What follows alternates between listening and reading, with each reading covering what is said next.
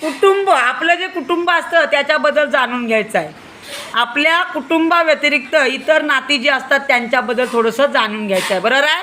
आता आपल्या कुटुंबात कोण कोण असतात? आपले आई बाबा, म्हणजे तुमच्या भाषेत मम्मी आणि पप्पा, समजलं? तर आपले आई बाबा, आपला भाऊ किंवा बहीण आणि आजी आजोबा हे आपलं स्वतःचं कुटुंब झालं. बरोबर आहे. पण त्याच्याबरोबरच आपल्या ज्या आईचे किंवा वडिलांचे जे नातेवाईक असतात ते सुद्धा आपले कुटुंबच असतं. बरोबर आहे. मग आता बघा, आपले जे वडील आहेत तर त्या वडिलांचा जो भाऊ आहे ते आपला कोण असतं रे? वडिलांच्या भावाला आपण काय म्हणतो? वडिलांचे हां, जोरात टाळ्या वाजवा. बरोबर. वडिलांचा भाऊ आपला कोण असतो? काका असतो. मग वडिलांची बहीण आपली कोण? आत्या. वडिलांची बहीण आपली कोण? बरोबर आहे.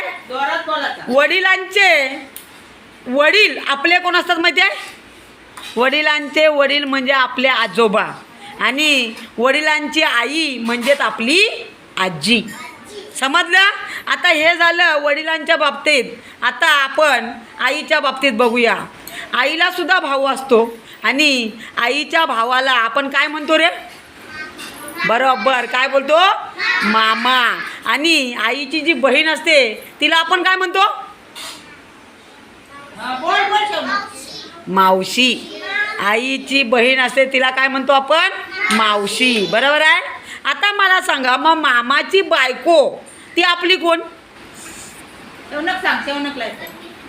मामाची बायको कोण? मामाची बायको कोण? बोल. मामी. मामाची बायको आपली कोण? मामी. आणि मामाचा मुलगा जो असतो तो आपला मामे भाऊ आणि मामाचा जर मुलगी असेल तर ती मामे बहीण. आलं लक्षात? मामाचा मुलगा असेल तर मामे भाऊ आणि मुलगी असेल तर मामे बहीण. आता आपली आत्या असते. बरोबर आहे. आत्याला सुद्धा मुलं असतात.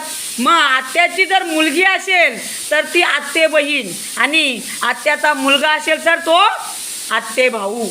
आलं लक्षात? आत्ते बहीण आणि आत्ते भाऊ. त्याच्यानंतर बाकीचे समजलं तुम्हाला? मग आता मला सांगा, वडिलांची बहीण कोण? आत्या. वडिलांचा भाऊ? काका. आईचा भाऊ? मामा. आईचा भाऊ कोण? आईची बहीण?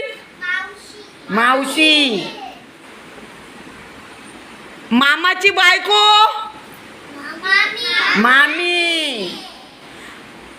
आईची आई? आईची आई कोण? आईची आईची आई? आजी. आणि आईचे बाबा?